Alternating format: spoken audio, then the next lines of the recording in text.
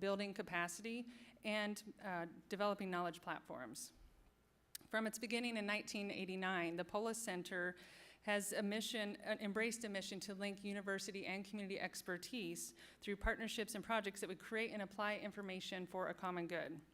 For example, we apply our expertise in spatial analysis and modeling in collaboration with government officials to prevent and reduce losses from natural disasters. In our health partnerships, we use spatial information toward improved community health planning and intervention, public health decision support, and community-engaged research. In our community area, we focus on building customized data solutions for place-based decision-making to improve nonprofit and community-based, to make them more efficient and effective. If you notice or haven't, the YMCA, brand new across the street, they used our data to help with their strategic planning and identify the need for that particular resource that is now just been built here in the past couple years. In 1995, the Polis Center launched the Social Assets and Vulnerabilities Indicator System called SAVI to support United Way of Central Indiana's community assessment process. SAVI became one of the first comprehensive online and interactive neighborhood indicator systems developed for any city in the nation. And in 1999, we became an NNIP partner. The SAVI's mission today is to help organizations make data-informed decisions by providing actionable information, building capacity to use data effectively, and developing tools for analysis. So SAVI 2, we've been adapting through this change that I was talking about earlier. We've had to adapt the way that we do things. Organizations don't have the capacity to mine for data. I mentioned they're lean, yet there's more data than ever before being produced. The data landscape is becoming more diverse and saturated. Organizations need help in identifying the right data. They need help, they need it served to them in very easy to use ways. They need it put in context, and they need help discerning what it means to their organizations and the services that it offers. Since 2013, we've been launching several new decision support tools and capacity building efforts, and many of those are launched to support a specific community initiative that's really adopted a data-informed culture or approach. During this session, we're going to talk about 4 of those initiatives. Kelly Davila is going to introduce you to the goals and challenges and innovations in each of those initiatives, and then we're going to have a panel come up that's made up of city representatives from city government, a healthcare system, a nonprofit system, and a community-based organization share their experiences as their organizations have adopted or started to move towards a data-informed culture. This will be a conversation, so I hope that you will join in as our moderator invites you into the conversation. I'm going to introduce Kelly. Many of you know her because she has been in NNIP before. She's been with us for about 18 months at the Polis Center, and she's really, her bio's in the folder, of course, but she's really brought a lot of analytical strength to our team. She provides, shown a lot of leadership and has brought some new insights to our work. And she's been involved in varying capacities in the 4 initiatives that she's going to be introducing to you in just a moment. So please join me in welcoming Kelly Davila.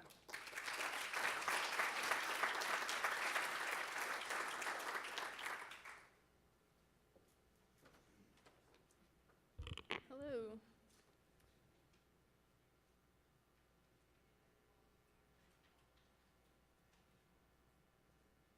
Sorry, hang on just 1 second while I get this up.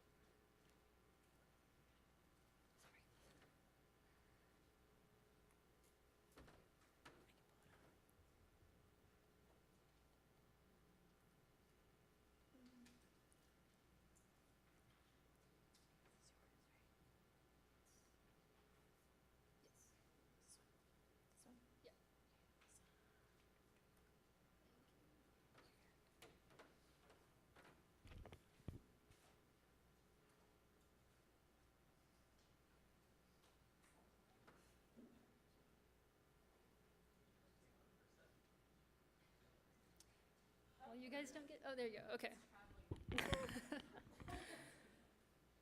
Hopefully I don't lose you guys because otherwise you're just gonna hear me talk for 20 minutes.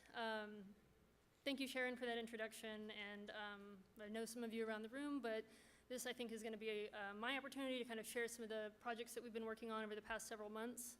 As Sharon mentioned, the expectations for the type of work that we do is changing, and this concept of holistic analysis and bringing together disparate data sets and giving meaning to those data sets and then training people on how to use that information is kind of now what the game is. So how do we adapt to meet that challenge? I'll start with, as Sharon mentioned, I'm going to cover 4 projects. I'll start with Indie Vitals. You all may be familiar with this. Sharon has presented it at NNIP. This is a web tool that we've developed. It's part of the Bicentennial Plan, Plan 2020 for Indianapolis. And its intent is to kind of measure the neighborhood impact of, or various indicators in certain neighborhoods in Indianapolis. The goal with this was to kind of let basic users and advanced users kind of get what they will out of the tool. So it's got kind of a very layered approach to it. So in building this, we wanted to look at the STAR community framework, which is a framework for identifying sustainable cities, and bring that down to a neighborhood level. Like I said, we want to simplify access for basic users while still making it powerful for more advanced users like policymakers and decision makers. And the real value we think that we brought to this tool was to help people who use it reveal areas of need and opportunity in their own neighborhoods. So a quick kind of overview of what that is. Indie Vitals, you start out by selecting a neighborhood. There are 99 neighborhood areas in Indianapolis that we've defined. The user is then taken to a dashboard. The dashboard very quickly summarizes about 60 different indicators for each community, as well as how those indicators stack up between neighborhoods, between the city, the county, and the state. Drill downs next to each indicator allow the users to explore kind of trends in data, and there's a drop down that I'm sure you guys can't see very well on the top next to the orange buttons that lets you kind of slice and dice that by poverty, by age, gender, things like that. So some of the key challenges that we had in this was defining neighborhood area. We know that these areas have different meanings for the people who live there and for other people around the city. So coming to a collective agreement on what a neighborhood is and what a neighborhood area is was a little bit of a challenge. And then finding data to align to those custom geographies. These are not census tracts or census block groups. These are kind of, they're innovative like boundaries that we had to then attach other data to. So finding that data that was useful in those smaller polygons was a bit of a challenge for us. But we were able to overcome that by using a variety of different developer tools. So we kind of had to mishmash various visualization techniques in order to get to the product that we wanted. But that being said, we were able to build this out, and the back end of Indie Vitals is built for analysts, so we're able to program that ourselves and kind of give value to that data ourselves without having to rely on programmers to do that for us, which again helps us create more meaningful and dynamic visualizations. And one of the major challenges that we overcame here was merging various data sets, city and local data from state data, health data, various geospatial data that we then had to process. So where we are now, we launched this in June of 2016, so a little more than a year ago. We were recently nominated for the Mira Awards, which is Best in Indiana Technology, so we're pretty proud of that. And we recently won the ERISA Exemplary Systems in Government Award for this product. So congratulations to all the team who's a part of that effort. The second project I'm going to talk about is what is known as essentially as United Way's data integration plan, but for our purposes is a savvy support and build out to help them achieve that goal. So the integration plan itself is United Way's long-term goal to build a culture of data use in Indianapolis and among nonprofit communities. So they want to shift their, United Way of Central Indiana wants to shift its funding focus and its decision-making focus to a more data-driven process, or more data-informed process. So some examples of questions that they might want to answer with that is, how are they meeting their strategic goals, and how can they improve their efforts to meet those goals? So our approach to this is very many-sided. It involves a lot of reimagining of what Savvy is and what Savvy can do, as well as some new initiatives that we want to fold into the Savvy umbrella. One of those is developing an integrated client database of nonprofit clients, so that's demographic information and outcome information for people who are receiving services from a United Way aligned agency. We're also building and expanding our existing tools, including Savvy.org itself, to explore those data and kind of make public some of those findings. Finally, we're also redesigning our training program to emphasize data literacy in an effort to kind of move the culture of not only people who are kind of the mid-level data folks at these agencies, but also just a general population towards really understanding what it is they're seeing in our data and others' data.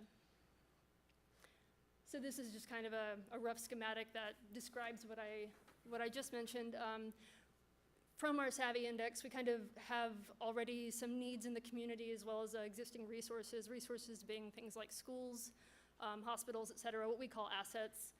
So we're kind of adding this bottom little database icon, just people served by those assets in those communities. We're integrating those together and kind of plugging that into Savvy and existing tools, of which I'll go over one of them in just a second, alongside rebuilding our training program, all in an effort to help United Way kind of meet its goal of changing the data culture in Indianapolis. So one of the tools that we built to support this is called the Community Assessment Tool. It is live on our website right now if you want to explore it, but it's very similar to IndyVitals in the start in that you select geographies. So you can start by selecting either census tracts or counties or townships, and then it will kind of take the user to this dashboard which summarizes, in this case, like 80 to 100 different indicators, as well as trends over time, and being able to kind of slice that by, again, income and gender and stuff. So one of the key features on this one is the ability to kind of map these assets, like I said, being hospitals, schools, things like that, to kind of see where areas of need may align with or not align with resources in the community to address that need. So because this is an assessment tool, part of the functionality of it is it takes users through building an assessment report, which is then exported as a Microsoft Word document. So this slide is just the download function of that, but we do kind of give the users some ideas as to how to interpret what the data have been saying and what they've looked at over the course of kind of using the 5 steps of this tool. So one of the key challenges that we had to face with, especially building out the assessment tool, was how to export that into a Microsoft Word document and kind of maintain the integrity of all the data and the alignment, so you don't get, values for one indicator attached to another or something like that. The second piece, I think, is one of the more challenging things. Because we're trying to get this client data from nonprofit agencies, we're trying to reach a collective data sharing agreement with those many agencies. We've started with 16.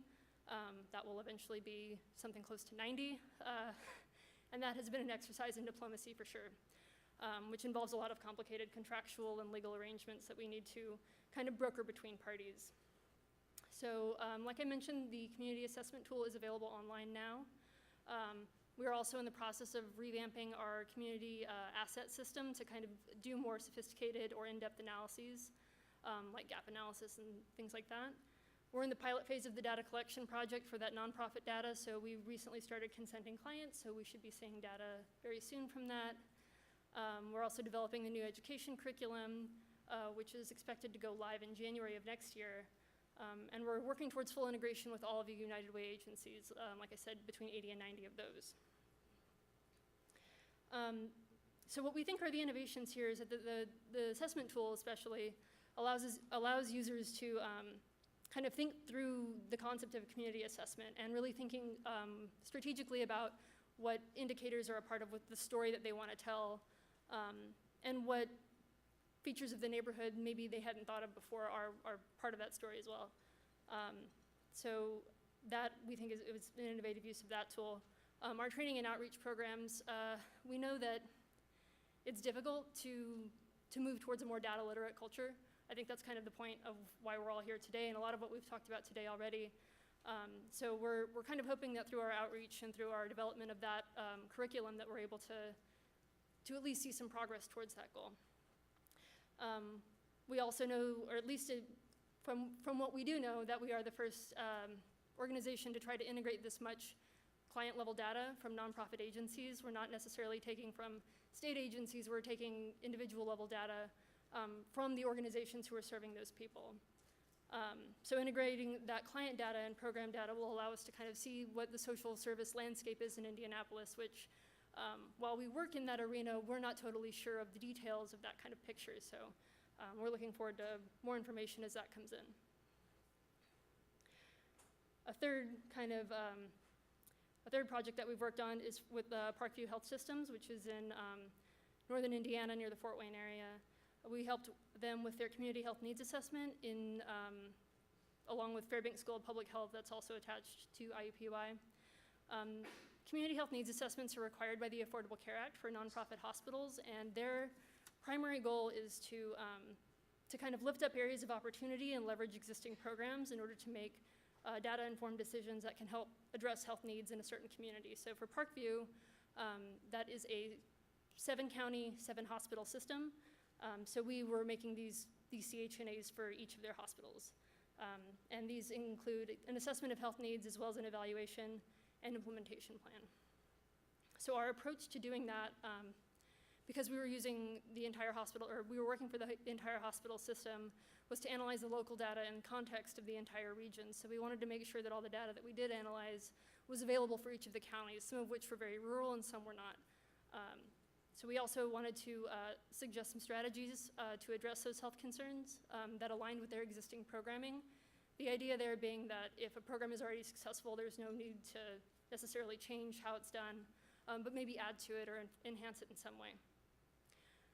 We also provided them with a framework to evaluate the cost and the feasibility. I'll go into the methodology that we used in the next slide, but feasibility is a key function of that methodology. We wanted to make sure that they could leverage local partnerships, so we provided them with essentially a directory listing of all the agencies in their area that could potentially partner with or align with their programming. And we wanted to make sure that this was replicable. Since this is required by the federal government, we wanted to make sure that the next time they had to submit one of these documents, that they could essentially just update the one that they already had. So to do this, we use the Hanlon Method, and I'm sure some of you in the room have used this before. It's a tool for assessing the feasibility of implementing a strategy to address a health concern. So it uses a rating scale, which is somewhat subjective, but an objective approach to that subjectivity by looking at the size of the population who is affected by a certain health need, the seriousness of that problem, and the effectiveness of the intervention. And then finally, you look at the feasibility of whether or not a proposed program could align with these 3 features, and then also if there's political will or existing resources to actually address that concern with the implementation that you've suggested. So we collected both primary and secondary data. We had a phone survey that we sent out, or we contracted out to Rutgers University to do random digit dials in these counties. So we collected kind of near real-time public perceptions of health needs in the area, as well as health concerns that were emerging. We also had a provider survey to collect that same information from healthcare providers. And then we used secondary data, and as we all know, like, some of that data could be very dated, so we didn't want to 100% rely on healthcare data that might be 3 years old from things like county health rankings. So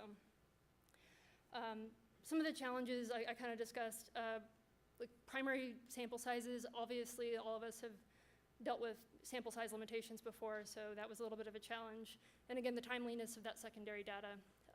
We also wanted to make sure we left very clear instructions on how to replicate this analysis in the future. So being very technical people, writing for people who may not do this for a living is obviously a little bit of a challenge. So those CHNA documents were delivered, and the implementation supplement was also delivered with that. The implementation supplement covered what kinds of programs were vetted by the CDC or were recommended by the CDC, as well as some programs that the hospital system themselves already had in place. We're also currently working on developing an implementation strategy that includes a feasibility analysis of the implementation strategies and an evaluation framework for looking at the effectiveness of those in the future. So the CHNA itself kind of encourages collaboration, both between hospitals and between programs and between healthcare providers and social service providers. So it does itself kind of generate this culture of data use and of collaboration by virtue of what it is and what it asks the writers to do. The implementation itself encourages some kind of creative approaches to addressing health needs. So again, by leveraging existing programs and maybe bolstering them with more of an ability to address a health concern is an effective use there. And then Parkview's approach to this, they were really proactive in getting this stuff off the ground and making sure that this was replicable in the future. So their approach to this analysis will help them kind of incrementally achieve those goals in the future. Finally, Great Families 2020 is the last project that I'll discuss. So this is Great Families 2020 itself is a service delivery model, but it is part of a SIF funded grant, Social Innovation Fund. Social Innovation Fund is really concerned with looking at what works, like what is an effective use of people's time and money and effort, and how can you replicate that and make it help more people. So we're assessing a 2-generation approach to improve family outcomes in some 5 neighborhoods in Indianapolis, one of which, the Near East Side, is the subject of 2 of the neighborhood tours this afternoon, and it's my neighborhood, so I'm very, very proud to see what's going on there. So the idea is that you evaluate the programs, in our case, the service delivery model, with some scientific rigor to determine whether or not it actually is impacting the community that we expect it to in a positive way. So the 2-generation approach was developed by the Aspen Institute. It looks at 5 key areas of family need, and the idea is that by helping both the child and the parent or guardian, you can create some multi-generational stability within a family. So we're leveraging 2 evidence-based programs, one Center for Working Families that addresses the post-secondary employment pathways and economic assets, and early childhood education. We're looking at high-quality child care centers in Indianapolis to partner with those CWFs to kind of create those core services for families, and then we're using wraparound services with partnerships to build social capital and health and well-being. So our approach to this, like I said, to leverage the existing evidence-based programs, Centers for Working Family model, and early child care education. And then we're providing guidance, and the agencies themselves who are implementing this plan are providing resources to families to kind of navigate those wraparound services. We as the evaluation team, we're working in partnership with our friends and colleagues at the IU Public Policy Institute. We provide ongoing technical and programmatic assistance that lets us kind of look at the data and then respond to the agencies so they can make changes in near real time to improve their outcomes. So some general challenges with this one is that we need to defend Great Families 2020, the service delivery model that it is, as more than the sum of its parts in order to be effective. So that is a little bit of a challenge ongoing. And then again, with this, as with anything, are we gonna recruit enough families? Are we gonna enroll them? Are they gonna consent so we have enough data to look at? We don't know, because that part of the project has not happened yet. And federal resources are diminishing, so the SIF got zeroed out in the last federal budget, so we don't really have any federal assistance that we were promised, so we're kind of winging it at this point. We're really not. We have guidance, but we don't have all the support. So where we are now, like I said, we're doing a lot of technical assistance and onboarding. We've proposed an evaluation plan that we've submitted to CNCS, which is the federal agency that oversees this, and that's pending approval. We're gonna begin collecting programmatic baseline data in a few weeks here, and then enrolling clients in core programs. So again, we may not be able to collect that data yet from them, but clients are starting to receive these services as part of this program.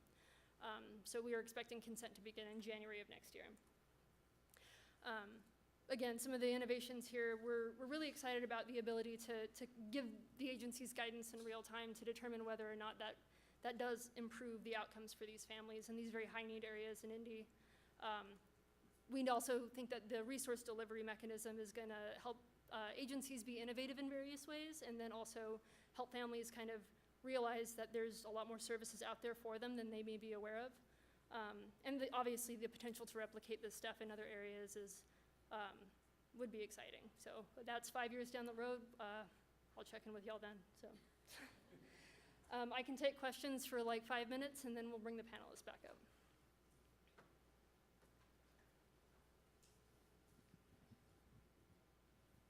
I'm sorry, I threw just a ton of information at you guys in like not that much time. Kelly, I'm wondering how much overlap there is among the 4 programs. It seems like maybe you rely on a lot of the same resources. Are you streamlining those? So for 2 of them, for the United Way Integration Plan and the Social Innovation Fund, both are United Way aligned programs. So the Social Innovation Fund is administered through the United Way of Central Indiana and involves most of the same agencies who are taking part in the pilot group for the integration project itself. So there's a lot of, we're trying to bring those resources together as much as possible. But because the projects are very different, one of them involves collecting a variety of data to assess something and to evaluate it, and the other one is just, do we have enough information to even say something about this resource? But we're trying where we can for sure. And I'm working on both projects, so by virtue of that, you know, I'm kind of the crux, so. I can hear you, but. It's on? Okay, good. I have two questions. Yep. The first one is, what were the, I guess, the platform or what tools you used to create the visualizations? It was in all of them, but I think particularly I was interested in the neighborhood, when you had the neighborhood boundaries that you developed. And then the second question was related to that as well. What was your method for, I guess, disaggregating and re-aggregating the data to the neighborhood boundaries, or trying to match up the available data with the neighborhoods? Right. So as far as coming up with the boundaries, so I've been in Pulse for 18 months, and that particular part happened like right before I got here. So Sharon, please correct me.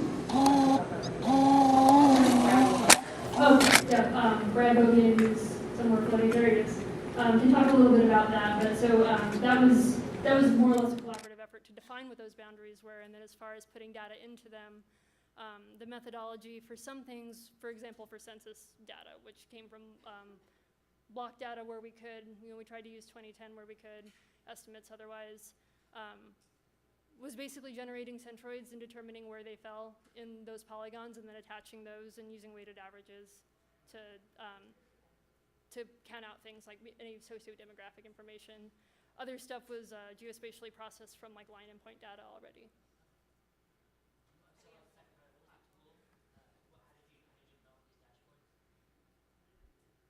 Sharon, Neil, would you guys like to, yeah,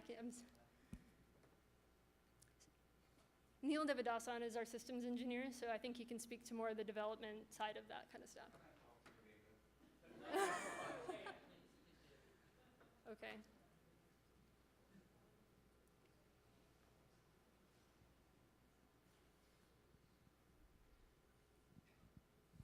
Thank you.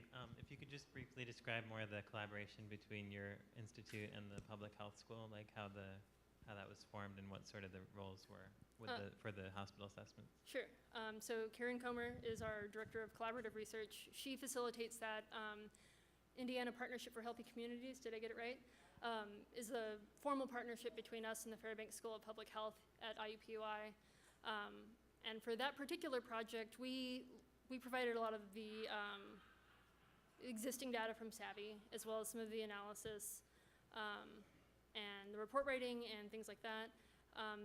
Fairbanks provided a lot of focus groups. They provided a lot of technical insight. I mean, they're the experts on that, right? Like, so a lot of the feedback and assessment and things like that. Is there a more particular answer you need?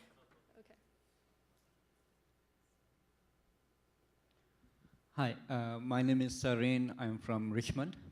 Continuing on the same discussion about aggregation and disaggregation, I won't go into much details, but the kind of issues that we experienced doing a small pilot project, and I was hoping that you guys might have found a solution for that, is mostly when it came to the health data, which is either not available at the point level or mostly given to us on an aggregate level, which is a very high level aggregation, which we don't like. And there are various, definitely you can create ways, different algorithms to disaggregate into lower geographies so that it can fit into the neighborhoods. And another way was we also tried and used the census block group information, which unfortunately has very high margins of error, and you don't know how to use that information. So, and we kind of came up with a couple of solutions, disaggregating information. And when we went to the neighborhood leaders, when they saw our maps, they were like, "No, you are completely wrong. It's not like that." Mm-hmm. So, and we came back to our drafting board again. So I hope you all have already solved those issues. Well, for the Parkview project, that was all county-based, so we kind of lucked out there. But had it not been county, or if it were some kind of sub-county designation, we would have had to think through that a little bit more. But we're also kind of working with the 500 cities data and kind of seeing what we can actually get out of that, knowing that the small area estimates have huge margins too, and they're not exactly comparable track to track. So it's something that we're working on, and like, I think that would be a cool camp session. So I don't know, I might put that on the wall, because I deal with that like in every project that I work on. So hearing ideas from the group would be really helpful for me too. Sure. All right, so Sharon will introduce David Bodenhammer in our panel. Thank you.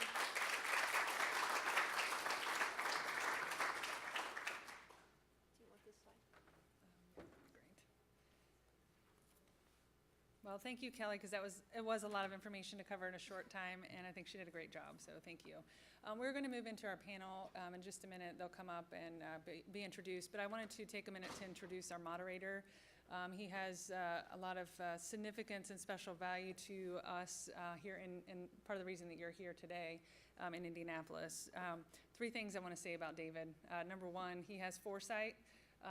Way before spatial technologies became ubiquitous, we adopted geographic information systems as a core technology to the center, thanks to David's foresight. And that, of course, is the foundation of almost everything we do as we work with organizations and agencies to make better decisions. The second thing I want to say is that he has a lot of vision. 22 years ago, he had this notion to bring together this geomapping technology with socioeconomic data and data about assets in the community. Of course, that's the impetus for Savvy today. Was there to support United Way initially in its community assessments. And he's a pioneer. There's a lot of work that David actually is a historian. He combines his background in history with this geographic information technology to help pioneer this new area called spatial humanities. And I mention it to you today because I think you will all be impacted by it sometime soon. So if you haven't heard that term, I recommend that you go out and explore what that means. He's collaborated internationally to help develop this field, has developed several publications and a whole journal series and books around this. So I do feel like you'll all be impacted by that at some point soon.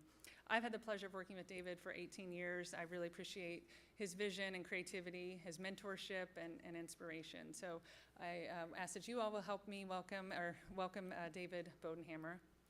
And I also ask the panelists to go ahead and come up as well.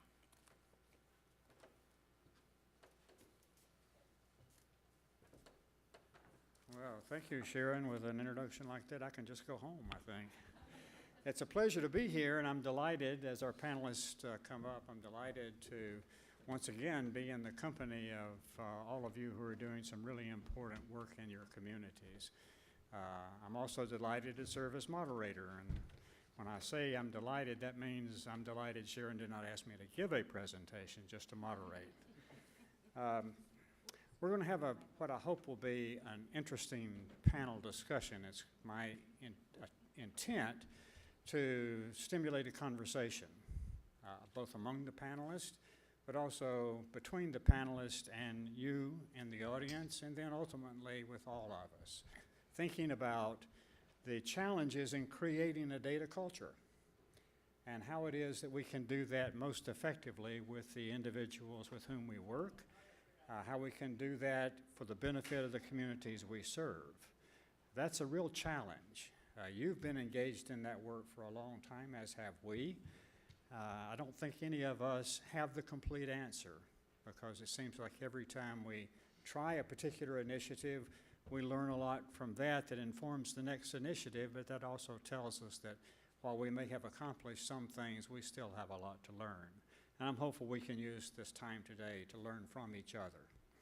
Well, it's my pleasure to introduce our panelists, and I'm going to introduce them very briefly because then I'm going to ask them a question that they will respond to, and I hope that will prompt another question from me, and then ultimately questions that they might have of each other, and then questions you might have of them. So we're going to try to keep this as informal as possible. To my right, your left, and the first is Sue Anger, who is the Chief Experience Officer of Parkview Health Systems in Fort Wayne. We appreciate her driving down today. Before that, she was the president of the Parkview Hospital and affiliates there in Fort Wayne. Next to her is Brad Bobian, who is the administrator and essentially the chief planner for the city of Indianapolis in the Department of Metropolitan Development. Brad, previous to that, he worked at and taught some at Ball State, which has a very strong planning emphasis. James Taylor, who is the president and CEO of the Bonner Community Center. Bonner Community Center is one of the premier community centers in the Indianapolis metropolitan area. It's probably one of the oldest too, I think. And it's one that is deeply involved in a whole number of community initiatives. In fact, I was telling him that one of the things that always impresses me about Bonner is how often I see it being referred to in the newspaper and on television for the initiatives it is taking. And finally, not Denise Luster, who is listed on the thing because she came down with the flu, but substituting for her is Kaylee Krevda, who is the Director of Donor and Fundraising Analytics at United Way of Central Indiana. And Kaylee, we appreciate you being willing to step in at the last moment. What I'd like to do for each of you in turn, and I don't need to call on you, just simply rotate from one to the other, is we've kind of outlined, Kelly outlined some of the projects that we've been involved with you. And I would like for you to just talk about those from addressing three different things. One is, what problem were you trying to solve? Why did you think data would be helpful in solving that problem? And what did you learn from the process? Or what are you learning from the process? Sue? Okay, I can start with that. So as Kelly really shared with you about Parkview Health, we are a not-for-profit community organization. So we've been doing community health needs assessments for a number of years. And what we found is they were pretty superficial, that we were not able to get the amount of data that we would like to, that the communities that we were serving, we have a very diverse population. So from the Amish, Mennonite population to Burmese, how do you really understand the needs of your community? So we do what the government requires, but when you really looked at what we had in front of us, how do we know we're really making an impact?